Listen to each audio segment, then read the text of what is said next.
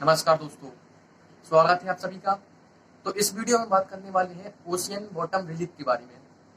तो जैसा कि हमने पिछले अध्याय में भू-आकृति विज्ञान की हमारी या जियोमॉर्फोलॉजी की, तो उसमें हमने चर्चा की थी कि किस प्रकार से महाद्वीपों पर, कॉन्टिनेंट पर विभिन्न प्रकार की स्थलाकृतियां, भू-आकृतियां विद्यमान हैं, जिनमें पर्वत हैं, पठार हैं, समतल मैदान है। उसी प्रकार से जो समुद्र का नितल है, समुद्र की सतह है, समुद्र का धरातल है, समुद्र की तलहटी है, उसमें भी विभिन्न प्रकार की स्थलाकृतियां विद्यमान होती हैं। विभिन्न प्रकार की ऊंचाई नीचाई, खाइयां, ट्रेंच और इसके अलावा जो बेसिन, पठार, प्लेट्यू इत्यादि विभिन्न प्रकार की टोपोग्राफी जैसा कि कॉन्टिनेंट पर पाई जाती है, जैसे महाद्वीप पर पाई जाती है, उसी प्रकार की महासागर की तलहटी में, महासागर की जो नितल है उसमें भी पाई जाती है। परंतु द्वितीय विश्व युद्ध से पहले विश्व में एक ऐसी अवधारणा थी कि जो महासागर का नितल है, महासागर की तलहटी है, वह कैसी समतल है, सपाट है। परंतु द्वितीय विश्व युद्ध के पश्चात जब हैरी हेस महोदय, जिन्होंने अपना सागर नितल प्रसरण सिद्धांत यानी सी फ्लोर स्प्रेडिंग थ्योरी दी थी, जिसको हमने अपने पिछले वीडियो में कवर किया है, तो उसमें हमने बताया था कि सी फ्लोर स्प्रेडिंग थ्योरी के माध्यम से हैरी हेस ने बताया था कि समुद्र की जो आंतरिक संरचना है, जहां पर जल भरा हुआ है, जिन महासागरों में जल भरा हुआ है, उसके अंदर भी विभिन्न प्रकार की स्थलाकृतियां विद्यमान है। कहीं ऊंच है, कहीं नीच है, कहीं खाइयां है, कहीं मतलब पर्वत है, कहीं पठार है इत्यादि। जो टोपोग्राफीज है वह न सिर्फ महाद्वीपों पर बल्कि महासागरों में जहां पर जल भरा हुआ है उसके आंतरिक यानी उसकी तलहटी में, उसके धरातल में, उसके नितल में पाई जाती है। तो जो स्थलाकृतियां हैं, जैसे मान चलिए महाद्वीप पर विभिन्न स्थलाकृतियां हैं, जैसे कि हिमालय पर्वत है, तो हिमालय पर्वत पर जो माउंट एवरेस्ट है, माउंट एवरेस्ट हिमालय की सबसे ऊंची चोटी है। यानी हिमालय यानी हिमालय का यहाँ पर दुनिया की सबसे ऊंची चोटी, जिसकी ऊंचाई है करीब 8,850 मीटर। उसी प्रकार से जो महाद्वीप पर सबसे ऊंचा पर्वत है, माउंट एवरेस्ट हिमालय पर्वत की सबसे ऊंची चोटी है 8,850 मीटर। उसी प्रकार से जो सागर है, जो महासागर है, वह उसमें एक प्रशांत महासागर है। प्रशांत महासागर में मैरियाना ट्रेंच है, मैरियाना खाई है, जिसमें एक सबसे गहरा बिंदु है, जिसे हम कहते हैं चैलेंजर डीप, चैलेंजर बिंदु, चैलेंजर पॉइंट कहते हैं। तो उसकी गहराई करीब 11,034 मीटर है। तो इस प्रकार से यदि हम जो विश्व है, विश्व के सबसे गहरे स्थान की बात करें तो वह है मैरियाना ट्रेंच, जिसकी गहराई करीब 11 किलोमीटर के आसपास है। तो इस प्रकार हम समझ सकते हैं कि न सिर्फ महाद्वीपों पर बल्कि महासागरों में भी विभिन्न प्रकार की टोपोग्राफीज, विभिन्न प्रकार की भू आकृतियां पाई जाती हैं, विभिन्न प्रकार की स्थलाकृतियां पाई जाती हैं। और विभिन्न प्रकार की जो स्थलाकृतियां हैं उनका अध्ययन हम सी लेवल के अनुसार करते हैं। यदि माउंट एवरेस्ट की ऊंचाई हमने नापी है कि उसकी ऊंचाई 8,850 मीटर है, तो इसको हमने सी के लेवल से मापा है कि समुद्र के लेवल से इसकी ऊंचाई कितनी है। उसी प्रकार से यदि हम मैरियाना ट्रेंच की गहराई माप रहे हैं तो वह भी समुद्र के लेवल से माप रहे हैं। तो सी लेवल उसका बेस पॉइंट है, सी लेवल उसका बेस बिंदु है, आधार तल है, जिससे जो रेफरेंस पॉइंट है सी लेवल, उससे हम किसी भी स्थलाकृति की गहराई, ऊंचाई मापते हैं और हम उसकी ऊंचाई के आधार पर, उसकी सी लेवल से ऊंचाई के आधार पर हम उसको नाम प्रदान करते हैं कि सी लेवल से यदि 2,000 मीटर से अधिक ऊंचा है, 3,000 मीटर से तो पर्वत कहते हैं, 1,000 मीटर के आसपास है तो मैदान कहते हैं। तो विभिन्न प्रकार से जो स्थलाकृतियां की ऊंचाई, सी लेवल से ऊंचाई के आधार पर उन्हें उनका नाम दिया जाता है। ठीक, परंतु यदि हम बात करें विश्व में तो सी लेवल भी हर जगह समान नहीं है। यदि इसका उदाहरण लें, यदि बंगाल की खाड़ी और अरब सागर, भारत के जो प्रायद्वीपी भारत है उसके पूर्व में यदि हम बात करें तो बंगाल की खाड़ी है और पश्चिम में अरब सागर है। तो जो पूर्वी क्षेत्र है उसका जो सी लेवल है, बंगाल की खाड़ी का सी लेवल करीब 20 मीटर ऊपर है और जो अरब सागर है उसका सी लेवल करीब 20 मीटर नीचे है। यानी जो बंगाल की खाड़ी उसका सी लेवल ऊपर है। तो विभिन्न देशों ने विभिन्न तरीके से सी लेवल को अलग अलग रूप से रेफरेंस पॉइंट के रूप में लिया है। तो भारत के, यदि हम भारत के परिप्रेक्ष्य में बात करें तो भारत की जो सरकार, जो अविभाजित भारत था आज़ादी के पहले, उसमें कराची सी लेवल के रूप में जो सी लेवल है उसके रूप में विद्यमान था। परंतु आज़ादी के बाद भारत में चेन्नई को सी लेवल बनाया गया। परंतु आज जो वर्तमान में स्थिति है, वर्तमान में मुंबई के निकट करीब 100 किलोमीटर दूर बॉम्बे हाई क्षेत्र है, जो कि समुद्र के मुंबई हाई समुद्र के अंदर है। तो वहाँ वह जो क्षेत्र है बॉम्बे हाई क्षेत्र, तो उसे सी लेवल के रूप में माना जाता है, उसे सी लेवल के रूप में नापा जाता है। तो इस प्रकार से विभिन्न क्षेत्रों में भिन्न भिन्न सी लेवल से, सी जो समुद्र है उसका आधार भिन्न भिन्न है, जो इसके माध्यम सी लेवल के माध्यम से ही हम विभिन्न स्थलाकृतियां हैं, टोपोग्राफीज हैं, उनकी हम ऊंचाई, उनकी स्थलाकृति को हम मापते हैं। इसी प्रकार से जो सी लेवल है वह भी स्थिर भी नहीं है, सी लेवल स्थिर नहीं है, क्योंकि प्राचीन समय में यदि आपने हमारा जियोलॉजिकल टाइम स्केल का वीडियो देखा होगा तो हमने आपको बताया था कार्बोनिफेरस युग और प्लेस्टोसीन युग।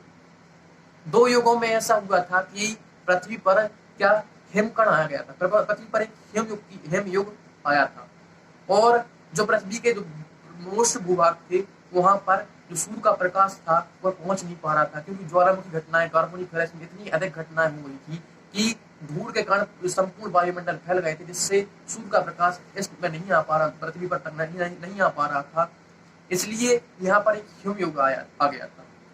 तो उस युग में जो जल का स्तर था, जो सी लेवल था, वह नीचे चला गया था, क्योंकि हर चीज जम जाएगी तो क्या वह नीचे चला गया था। परंतु जो वर्तमान में स्थिति है, वर्तमान में स्थिति उससे बिल्कुल विपरीत है, उससे बिल्कुल भिन्न है, क्योंकि आज हम देखते हैं कि जो तापमान वृद्धि हो रही है, जलवायु परिवर्तन हो रहा है, वो जलवायु परिवर्तन का परिणाम यह हो रहा है कि विभिन्न प्रकार के जो ग्लेशियर्स हैं तो वह पिघल रहे हैं। अंटार्कटिका जो महाद्वीप है उसकी बर्फ पिघल रही है, उसके हिमखंड पिघल रहे हैं, तो सी लेवल हो रहा है, उसका सी लेवल इंक्रीज हो रहा है। तो सी लेवल के संबंध में जिस सी लेवल से हम विभिन्न स्थलाकृति को मापते हैं वह सी लेवल क्या है, भिन्न भिन्न है। वह विश्व के भिन्न भिन्न क्षेत्रों में बंगाल की खाड़ी भिन्न है, अरब सागर में भिन्न है। विश्व के जो इतिहास है तो कार्बोनिफेरस में जो सी लेवल था वो कम था, आज सी लेवल बढ़ रहा है। तो हम विभिन्न जो स्थलाकृतियां हैं उनकी जो स्थिति है उसको हम सी लेवल के अनुसार मापते हैं। तो चलिए, जैसा कि हमारे अध्याय का नाम था कि ओशियन बॉटम रिलीफ, तो चलिए हम ओशियन यानी जो सागर के अंदर जो स्थलाकृतियां, जो भूआकृतियां हैं, उनके विषय में कौन कौन सी स्थलाकृतियां पाई जाती हैं उनके विषय में चर्चा करते हैं। उनको हम चित्र के माध्यम से समझने का प्रयास करते हैं कि समुद्र के अंदर, महासागरों के अंदर जिसमें जल भरा होता है उसके आंतरिक भागों में कौन कौन सी स्थलाकृतियां पाई जाती हैं। ठीक, तो जैसा कि आप इस चित्र में देख रहे होंगे, यदि ठीक, तो इस चित्र में आपको स्पष्ट रूप से दिखेगा कि यह मतलब यदि हम इस क्षेत्र को माने यहाँ पर, तो कोई व्यक्ति इस क्षेत्र से यहाँ तक जाना चाहता है, यानी यह महाद्वीपी भाग है इस तरफ और इस तरफ महाद्वीपी भाग है, और बीच का जो संपूर्ण भाग है यदि हम उसको अटलांटिक महासागर भी मान लें, तो अटलांटिक महासागर यदि उसको माने तो यह यहाँ पर क्या होगा, अमेरिका होगा, उत्तरी अमेरिका, दक्षिणी अमेरिका, और यहाँ पर क्या होगा, यूरोप होगा। तो इस प्रकार से यह जो स्थिति है यदि हम अटलांटिक महासागर की मान सकते हैं। ठीक, या फिर तो यदि कोई व्यक्ति इस रास्ते से, यदि समुद्र के मतलब जलयानों के रास्ते से यहाँ पर जाता है, यह मान के चलिए सी लेवल है, यह क्या है, सी लेवल, सी लेवल। ठीक, यदि हम इसको सी लेवल लेते हैं, सी लेवल मान कर चलते हैं, तो जो सी लेवल है, तो सी लेवल से हम विभिन्न जो स्थलाकृतियां हैं उनकी हम स्थिति को मापते हैं। ठीक, तो जो सी लेवल के अनुसार जो समुद्र की आंतरिक सतह है, यदि हम जानना चाहें कि जो समुद्र है, समुद्र की जो महासागर उसकी तलहटी में वो इस प्रकार से पाई जाती है। उसकी तलहटी यदि हम भूआकृतियां हैं, यहाँ पर आप देख सकते हैं कुछ ऊंचे उठे हुए स्थान हैं, कुछ नीचे स्थान हैं, कुछ खाइयां यहाँ पर विद्यमान हैं। तो इस प्रकार से जो समुद्र के आंतरिक भागों में स्थलाकृतियां पाई जाती हैं। ठीक, तो चलिए हम बात करते हैं पहली स्थलाकृति के बारे में, यानी समुद्र के आंतरिक भागों में कौन कौन सी स्थलाकृतियां, उनमें सबसे पहली स्थलाकृति होती है यदि हम तट रेखा यानी समुद्र के तट के आसपास यदि खड़े हों, तो उससे समुद्र के तट के पास में जो यदि हम धीरे धीरे जो सागर महासागर में जाते हैं, तो अचानक से ऐसा नहीं होता कि समुद्र मतलब तट के बाद अचानक से खाई आ जाए। ठीक, उसके पश्चात जो उसका ढाल होता है वह धीरे धीरे मंद होता है। तो इसलिए जो सबसे पहला जो हमारी स्थलाकृति होती है उसे हम कहते हैं continental self, continental self, continental self. ठीक, कॉन्टिनेंटल सेल्फ। ठीक, जो सबसे पहली हमारी स्थलाकृति होती है उसे हम कहते हैं कॉन्टिनेंटल सेल्फ। तो यदि आप इस क्षेत्र को देख रहे होंगे यहाँ से यहाँ तक, इस एरिया को, तो यह क्षेत्र कॉन्टिनेंटल सेल्फ का है। यहाँ पर आप देख रहे होंगे कि इसका जो ढाल होता है वह बहुत ही मंद है। ऐसा नहीं है कि ढाल अचानक से वर्टिकल हो गया हो, अचानक से लंबवत हो गया हो। इसलिए हम ऐसे कॉन्टिनेंटल सेल्फ कहते हैं। यदि हम इसकी ढाल की बात करें तो 1 से 3 डिग्री इसका स्लोप होता है, इसका ढाल होता है। तो इसका ढाल बहुत ही मंद होता है, बहुत ही क्या होता है, बहुत ही मंद गति से इसका ढाल बढ़ता है।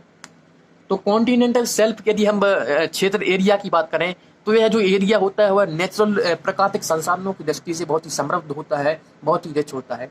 इसलिए इस कॉन्टिनेंटल शेल्फ वाले एरिया में जो हमारे मछुआरे होते हैं वह अपनी आजीविका के लिए मछली पकड़ने के लिए इस क्षेत्र का उपयोग करते हैं। और यहाँ पर बहुत ही रिच बायोस्फीयर पाया जाता है, यानी बहुत ही विशाल संख्या में इस क्षेत्र में फ्लोरा और फौना पाए जाते हैं। और यदि हम बात करें तो यदि सामान्य बात करें तो यह जो क्षेत्र पाया जाता है वो 48 किलोमीटर, इसका जो एरिया होता है वो 48 किलोमीटर के आसपास होता है।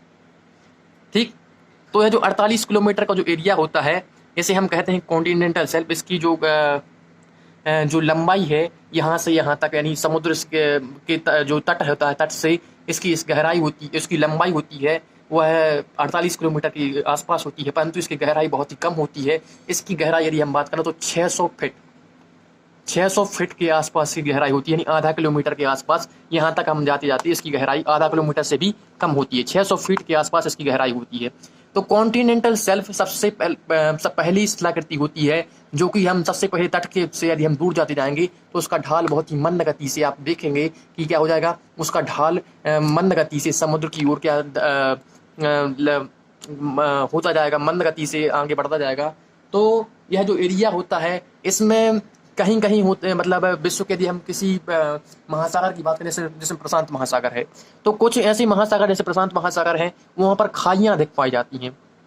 तो यदि मान के चलिए कोई खाई, यदि इस क्षेत्र में खाई पाई जाती है तो इससे इसका जो 48 किलोमीटर का एरिया है वो किसी कहीं कहीं किन्हीं किन्हीं महाद्वीप में कम भी हो सकता है, किन्हीं किन्हीं महासागरों में कम भी हो सकता है।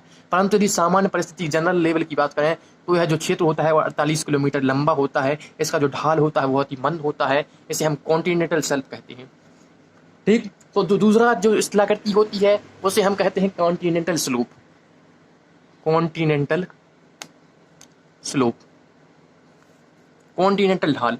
यदि हम यहाँ से इस क्षेत्र की बात करें तो इसके पश्चात जो अभी तक हम देख रहे थे कि महासागर का जो ढाल था वह क्या था, अचानक से बहुत ही अब मंद था, अब वह अचानक से बहुत ही तीव्र हो गया है, बहुत ही वर्टिकल हो गया है, लंबत हो गया है, उसका ढाल बहुत ही तीव्र हो गया है। तो इसका यदि हम ढाल की बात करें तो करीब 5 डिग्री के आसपास इसका ढाल होता है। ठीक, तो 5 डिग्री के आसपास इसका ढाल होता है। यदि हम इसकी गहराई की बात करें कॉन्टिनेंटल स्लोप की, तो इसकी गहराई की बात करें तो करीब 200 मीटर से 2000 मीटर, 200 से 2000 मीटर के आसपास इस कॉन्टिनेंटल शेल्फ की गहराई पाई जाती है, यानी 2 किलोमीटर के आसपास यह गहरा पाया जाता है। यदि आप समुद्र तट से इसकी गहराई, सी लेवल से इसकी गहराई की माप करें तो करीब कॉन्टिनेंटल शेल्फ की गहराई करीब 2 किलोमीटर के आसपास हो सकती है, 200 मीटर से 2 किलोमीटर तक हो सकती है। इसका मैक्सिमम रेंज 2 किलोमीटर होता है। ठीक, इसका जो ढाल होता है बहुत ही तीव्र होता है। तो यह जो दूसरी स्थलाकृति की हमने जिसकी बात की वह है कॉन्टिनेंटल स्लोप। ठीक, अब हम तीसरी स्थलाकृति की बात करते हैं, उसे हम कहते हैं मार्जिनल प्लेट्यू। तो तीसरी स्थलाकृति यहाँ पर आप देख रहे हैं कि यह एक प्लेट्यू, मार्जिनल प्लेट्यू। तो जो मार्जिनल प्लेट्यू होता है उसकी जो गहराई होती है वह होती है 2000 मीटर से करीब 2400 मीटर तक। यह जो मार्जिनल प्लेट्यू है, प्लेट्यू मार्जिनल, ठीक, मार्जिनल प्लेट्यू, इसकी जो गहराई होती है वह 2400 मीटर तक होती है। 2000 से 2400 मीटर के बीच में इसकी जो गहराई होती है वह 2000 से 2400 मीटर के मध्य होती है। ठीक, तो यह मार्जिनल प्लेट्यू है। जैसे कि यदि हम विश्व के मानचित्र यदि हम बात करें तो विश्व में बहुत से पठार इस प्रकार से पाए जाते हैं। यदि आप जो हमारा दक्षिण अमेरिका महाद्वीप है तो दक्षिण अमेरिका महाद्वीप में एक ब्रोमली का पठार है, ब्रोमली का पठार। तो ब्रोमली का पठार जो कि जो अर्जेंटीना या ब्राज़ील है, तो अर्जेंटीना या ब्राज़ील के पूर्वी क्षेत्र में एक ब्रोमली का पठार पाया जाता है, वह इसका एक अच्छा उदाहरण है। यदि आप दक्षिणी अमेरिका महाद्वीप में जो ब्राज़ील देश है उसके पूरब में देखेंगे तो वहाँ पर आपको ब्रोमली का पठार दिखाई मिलेगा। तो ब्रोमली का पठार इस जो मार्जिनल प्लेट्यू है उसका बहुत ही सुंदर, बहुत ही अच्छा उदाहरण है। तो ठीक है, हमने 3 स्थलाकृतियों की बात की। पहली स्थलाकृति के संदर्भ में चर्चा की, वह कॉन्टिनेंटल शेल्फ की बात की। दूसरी स्थलाकृति है उसके हमने स्लोप की बात की। तीसरी स्थलाकृति होती है उसे हमने मार्जिनल प्लेट्यू के बारे में बात की। परंतु जो पहली और दूसरी स्थलाकृति आप देख रहे हैं कि यहाँ तक तो ढाल था वह बहुत ही मतलब मंद ढाल था, परंतु यहाँ पर जो स्लोप था, जो ढाल था, वो अचानक से क्या हो गया, बहुत ही तीव्र हो गया है। ठीक, तो इसके बीच में यह जो भिन्नता पाई जाती है, इसे हम कहते हैं टर्बिडिटी करंट। टर्बिडिटी करंट पाया जाता है यहाँ पर, टर्बिडिटी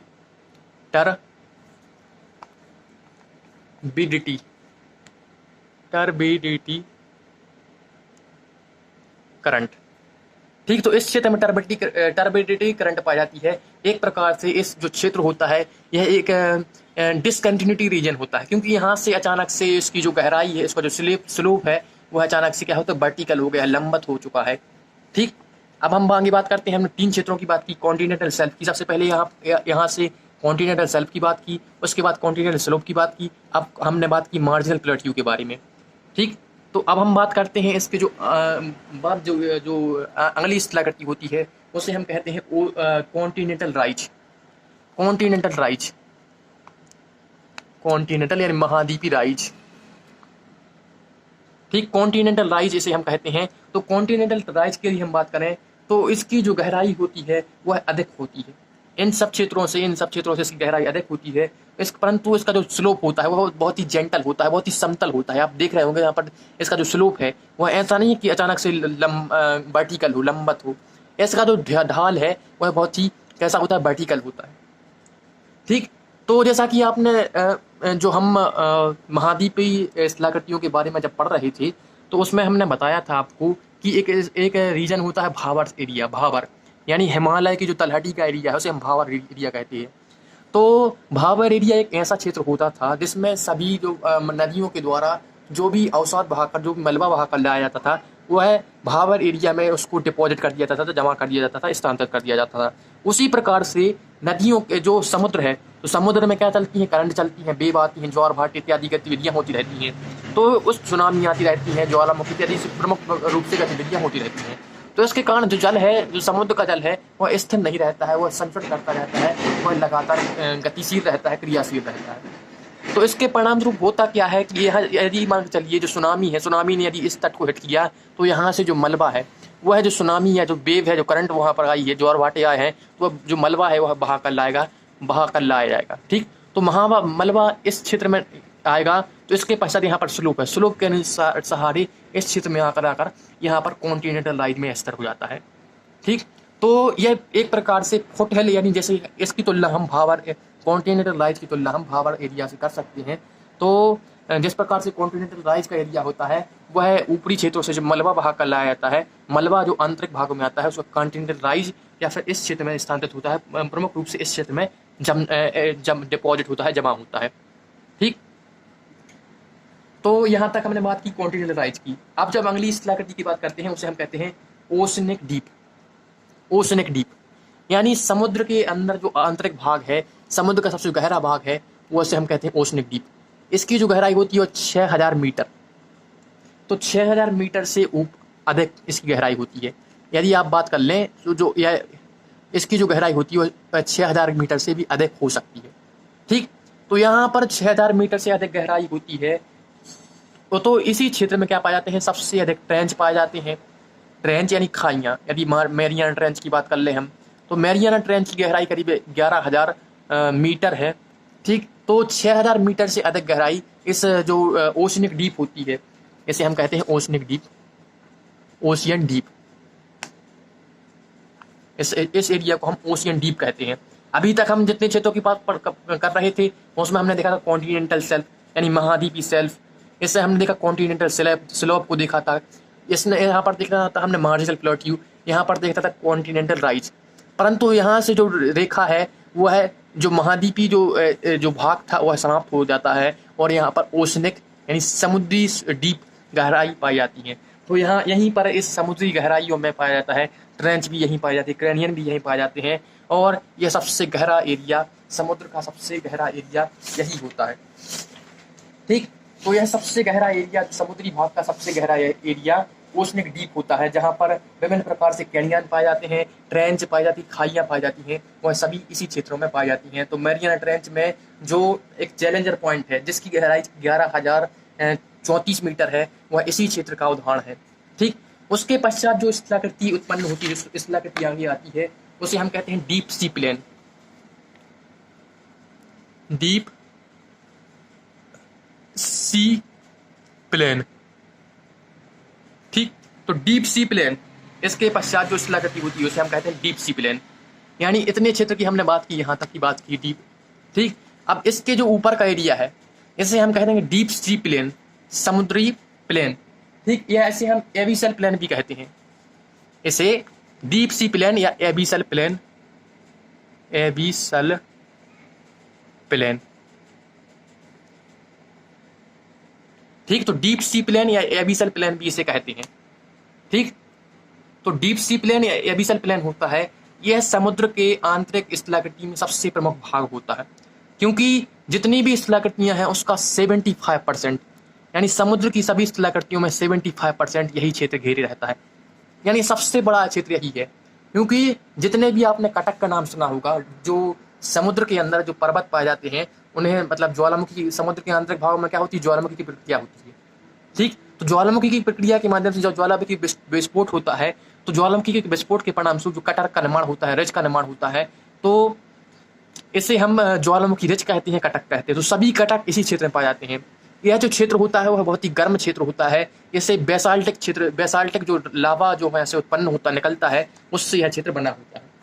ठीक, तो मान के चलिए यहाँ जो पृथ्वी के आंतरिक जो यह आंतरिक भाग है, जो यदि हम बात करें यह जो तो इस क्षेत्र से क्या लावा निकलता है। ठीक, इस क्षेत्र से जो लावा यदि बाहरी भाग में आता है तो यहाँ पर जम जाता है। ठीक, तो यदि हम इस क्षेत्र की बात करें तो यह यहीं पर मीडियन वैली, आपने मीडियन वैली का नाम सुना होगा, तो मीडियन वैली भी इसी क्षेत्र में पाई जाती हैं, और यहीं पर कटक पाई जाती हैं। आप दो यदि यह ऊंचे भाग, उठे हुए भाग देख रहे होंगे तो इसे कहते हैं मीडियन वैली, क्योंकि इसके जब जो लावा निकलता है ज्वालामुखी के माध्यम से तो यहीं पर जमा हो जाता है।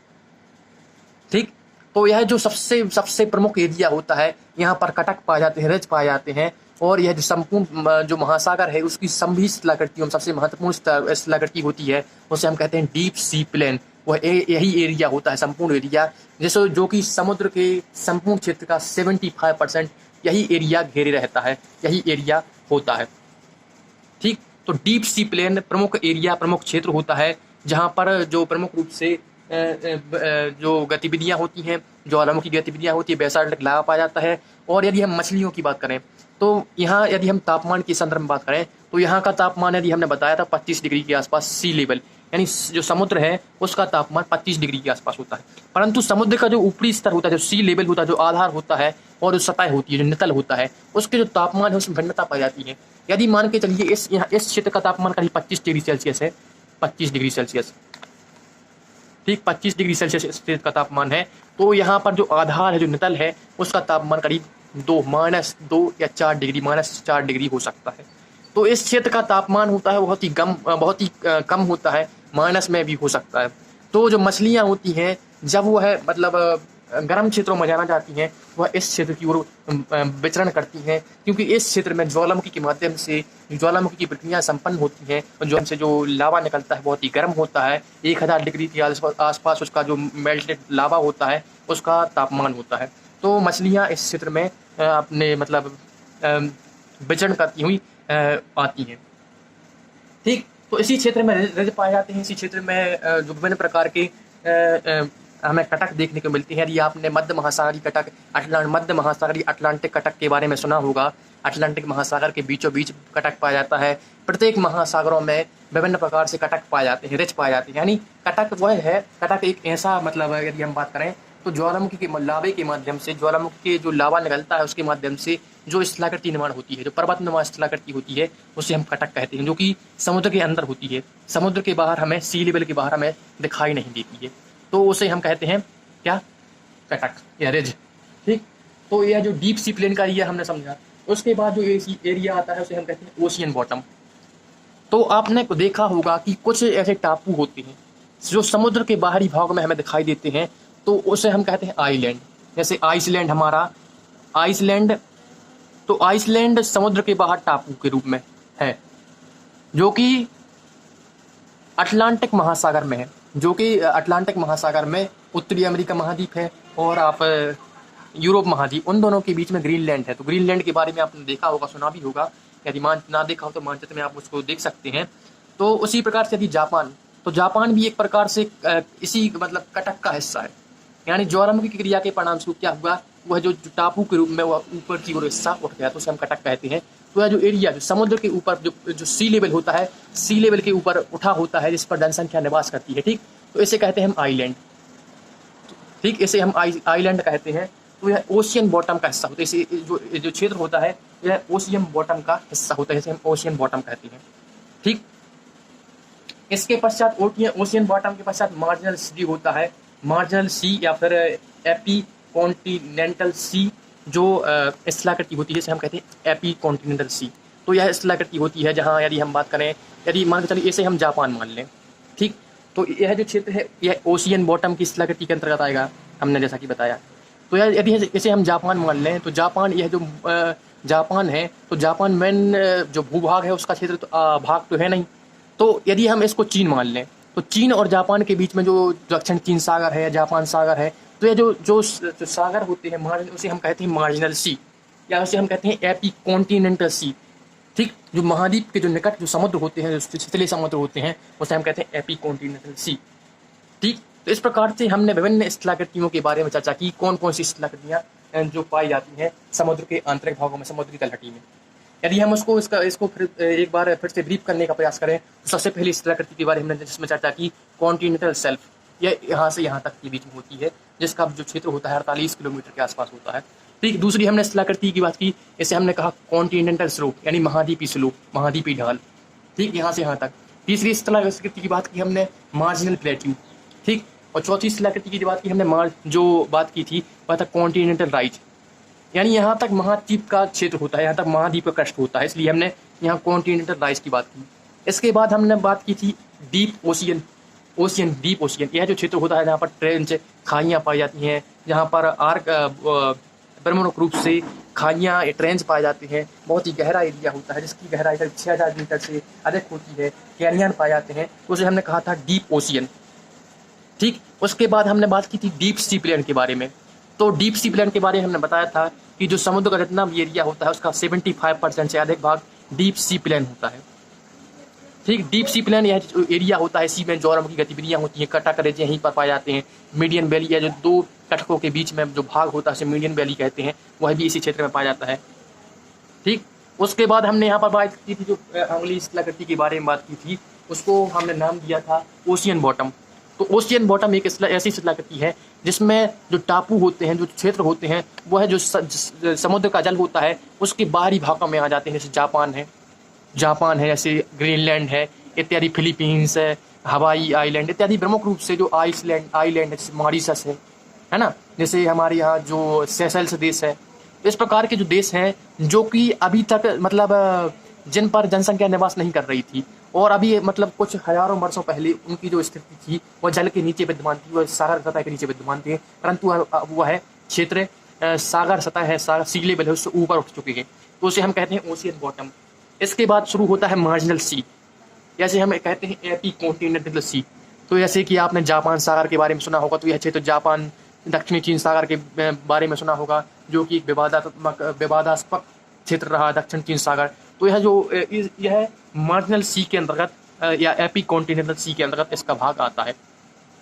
तो यह हमने सभी स्थलाकृतियों के बारे में बात की जो कि समुद्र के आंतरिक क्षेत्र में पाई जाती है, और इसको चित्र के माध्यम से स्पष्ट करने का हमने प्रयास किया। ठीक, तो अब हम बात करते हैं कि मतलब कि यहाँ तक हमने बात की थी कॉन्टिनेंट और ओशन की। तो हमने पृथ्वी की आंतरिक संरचना वाले वीडियो में आपको बताया था कि दो प्रकार की क्रस्ट पाई जाती है, दो प्रकार की भूपरपट्टी पाई जाती है। पहली जो भूपरपट्टी है उसको दो भागों में बांटा गया है, यानी पृथ्वी की जो आंतरिक संरचना है, यदि हमने उसको हम बताएं तो हमने उसको आपको बताया था कि इसको 3 भागों में बांटा गया है। पृथ्वी की आंतरिक संरचना को 3 भागों में बांटा गया है। ठीक, पहली जो उसे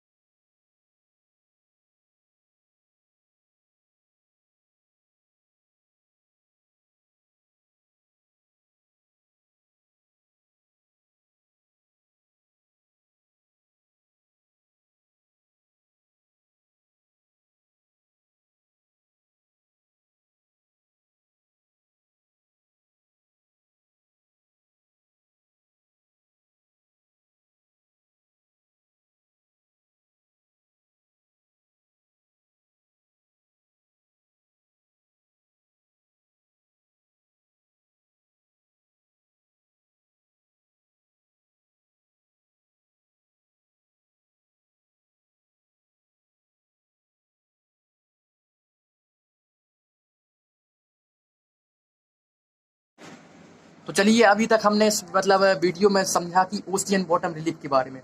चलिए एक प्रश्न लगाते हैं कि ओशियन बॉटम रिलीफ के बारे में आपने पढ़ा, परंतु यदि आपके सामने प्रश्न आता है कि कौन से क्षेत्र में मछलियां अधिक पाई जाती है, मछुआरों के दृष्टिकोण से यदि मछुआरा मछली पकड़ के लिए जाना चाहता है तो किन क्षेत्रों में जाना पसंद करेगा, किन क्षेत्रों में उनसे मछलियां अधिक पाई जाएंगी। तो आपके सामने यदि विकल्प है continental self, continental slope, continental जो मार्जिनल प्लेट्यू, कॉन्टिनेंटल राइज, कौन सा विकल्प आप उचित करेक्ट करेंगे, कौन सा विकल्प पर आप मोहर लगाएंगे? तो इसका उत्तर होगा कॉन्टिनेंटल सेल्फ। क्यों? क्योंकि यह जो क्षेत्र है, इस क्षेत्र में हमने आपको बताया था यह बहुत ही फौना या फ्लोरा के लिए बहुत ही समृद्ध होता है, क्योंकि यह जो क्षेत्र होता है इसमें सूर्य का प्रकाश आसानी से पहुंच जाता है। यहाँ पर जो लवणता होती है, जो खारापन होता है जल में, वह अधिक नहीं होता है। यानी यहाँ पर जो सूर्य का प्रकाश है वह आसानी से, क्योंकि इसकी गहराई कम होती है, बहुत करीब 600 फीट के आसपास इसकी गहराई होती है, इसका ढाल मंद होता है, इसलिए यह जो क्षेत्र होता है इसमें बहुत सी वनस्पतियाँ इस क्षेत्र में पाई जाती हैं। क्योंकि यहाँ पर सूर्य का प्रकाश पहुँच रहा है, यहाँ पर ऑक्सीजन बहुत अच्छी मात्रा में पहुँच रही है, तो इसलिए जो पेड़ पौधे होते हैं वह इस क्षेत्र में अपना भोजन मतलब जो अच्छी तरीके से वनस्पतियाँ भोजन अच्छी तरीके से बना सकती हैं। ठीक, तो यह क्षेत्र यदि हम बात करें तो यह जो क्षेत्र रहेगा वह मछलियों की दृष्टि से, मछली उत्पादन की दृष्टि से बहुत सबसे महत्वपूर्ण होगा, सबसे उचित होगा। ठीक, इसी प्रकार से यदि हम देखें विश्व के क्षेत्रों में, विश्व के मानचित्र पर, तो आपने न्यू फाउंडलैंड के बारे में सुना होगा। तो न्यू फाउंडलैंड भी इसी प्रकार का क्षेत्र है जो कि मछली पालन की दृष्टि से सबसे उपयुक्त माना जाता है। ठीक, चलिए दूसरा प्रश्न पूछते हैं कि दूसरा प्रश्न यदि इसके आधार पर यदि आपसे पूछा जाए कि कौन सी स्थलाकृति होगी जहां पर प्रदूषण सबसे अधिक पाया जाएगा। आपके सामने प्रश्न है कि कौन सी ऐसी स्थलाकृति होगी इन सभी स्थलाकृतियों में जिसके बारे में हमने चर्चा की जहां पर प्रदूषण सबसे अधिक पाया जाता है। तो आपका उत्तर होगा कॉन्टिनेंटल सेल्फ, क्योंकि जो मानवीय गतिविधियां होती हैं, मानवीय गतिविधियों का सबसे अधिक प्रभाव इसी क्षेत्र पर पड़ता है। जो कॉन्टिनेंटल सेल्फ के एरिया है, इस क्षेत्र में क्या होता है, जो मानव के द्वारा विभिन्न उद्योगों के माध्यम से रसायन है, वो जो फैक्ट्रियों का रसायन है, जो केमिकल है, वह इस नदियों के रास्ते से जहाँ बहाकर इस क्षेत्र में स्थानांतरित कर दिया जाता है, यहाँ पर स्थानांतरित हो जाता है। इसलिए कॉन्टिनेंटल सेल्फ सबसे प्रदूषित क्षेत्र के अंतर्गत आता है। ठीक, अब अगला प्रश्न है कि तीसरा प्रश्न पूछता हूँ कि तीसरा प्रश्न हो सकता है कि ऐसा कौन सी ऐसी स्थलाकृति है जहां पर बायोस्फीयर, यानी जहां का जो वनस्पतियां अच्छी तरीके से, जहां मछलियां अच्छी तरीके से पाई जाएंगी, जो बायोस्फीयर है वह जैविक जो संसाधन है वो अच्छी तरीके से पाए जाएंगे। ठीक, जहां का रिच बायोस्फीयर कौन से क्षेत्र का पाया जाएगा? तो उसका उत्तर भी है कॉन्टिनेंटल सेल्फ, रिच बायोस्फीयर की दृष्टि से, क्योंकि हमने आपको बताया कि यहाँ पर सूर्य का प्रकाश होगा, यहाँ पर वायु अधिक होगी, यहाँ पर लवणता भी कम होगी, तो इसलिए इस क्षेत्र में जो फ्लोरा फौना सभी की दृष्टि से उचित क्षेत्र है। तो यहाँ पर बायोस्फीयर है वह बहुत ही रिच मिलेगा, यहाँ पर विभिन्न प्रकार की वनस्पतियाँ मिलेंगी, और इसी क्षेत्र में जो मछुआरे होते हैं, तो किस मछुआरों के पास में चूंकि भूमि का अभाव होता है, इसलिए अभी हमारे सामने एक आधुनिक कृषि है। तो आधुनिक कृषि जो कि समुद्र के मतलब जो तटवर्ती एरिया है उसमें प्रचलन होने लगी है, तो वह इस क्षेत्र में कृषि भी कर सकते हैं। चावल की खेती के लिए भी यह जो क्षेत्र है तटवर्ती क्षेत्र वह अच्छा रहता है, तो इसलिए यहाँ का जो बायोस्फीयर है, यहाँ का वातावरण है वह अच्छा पाया जाएगा। ठीक, यदि आपके सामने अगला प्रश्न हम पूछें तो आप बताइए कि इन सभी स्थलाकृतियों में से कौन सी स्थलाकृति में जो ऐसी होगी जहाँ पर लवणता अधिक पाई जाएगी। लवणता यानी सैलिनिटी, तो सैलिनिटी कहाँ अधिक पाई जाएगी? तो आपके सामने विकल्प होंगे continental self, continental slope, continental जो मार्जिनल प्लेट्यू, कॉन्टिनेंटल राइज, यह सभी विकल्प होंगे। तो आपका उत्तर होगा जो ओशनिक डीप है, क्योंकि यदि हम लवणता की बात करें, यदि हम खारेपन की बात करें, लवणता यानी खारापन, तो खारापन जो ऊपरी भाग में जो लवणता होगी वह क्या होगी, बहुत ही कम होगी। परंतु जैसे जैसे हम जो सागर जो जल का लेवल है, जल का स्तर है, उसके यदि हम आंतरिक भागों में जाते जाएंगे तो जल का स्तर कैसा होगा, बढ़ता जाएगा। वहाँ पर जो नमक है, जो लवणता है, उसका स्तर बढ़ता जाएगा, और यह जो जल है सबसे आंतरिक भाग में सबसे खारा जल पाया जाएगा। तो इसलिए जो ओशनिक जो डीप है या ओशनिक राइज है, उन क्षेत्रों में जो जल की लवणता होती है वह अधिक होती है। ठीक, इसके अलावा यदि आपसे प्रश्न पूछा जाए कि जो ओशियन का क्षेत्र होता है उसमें कौन से क्षेत्र में तापमान सबसे कम पाया जाता है? तापमान कम किस क्षेत्र में पाया जाता है? तो इसका उत्तर होगा सबसे निचले भागों में। यानी यहाँ जो सी लेवल की तुलना में यदि जो ऊपरी क्षेत्र है, जो कॉन्टिनेंटल शेल्फ है, इन क्षेत्रों की तुलना में जो आंतरिक भाग है, जो स्थल का जो तलहटी का भाग है, जो आधार का स्तर है, वहाँ पर जो तापमान होगा सबसे कम होगा। क्योंकि यहाँ पर जो तापमान होता है वह 2 से 4 डिग्री यानी -2 डिग्री भी हो सकता है। यहाँ पर जो तापमान है 0 या माइनस में भी हो सकता है। और यहाँ का जो तापमान सी लेवल का तापमान होता है 25 डिग्री के आसपास होता है। तो इस प्रकार से कुछ अप्लाइड यानी कुछ प्रायोगिक प्रश्न आपसे विभिन्न परीक्षाओं में, प्रतियोगी परीक्षाओं में इस जो हमने बात की थी ओशियन बॉटम रिलीफ के बारे में, इसके संबंध में आपसे प्रश्न पूछे जा सकते हैं। ठीक, तो यह रहा हमारा ओशियन बॉटम रिलीफ के संबंध में हमारा वीडियो। तो हमें विश्वास है कि आपको हमारा यह प्रयास जरूर पसंद आया होगा। धन्यवाद। Thank you.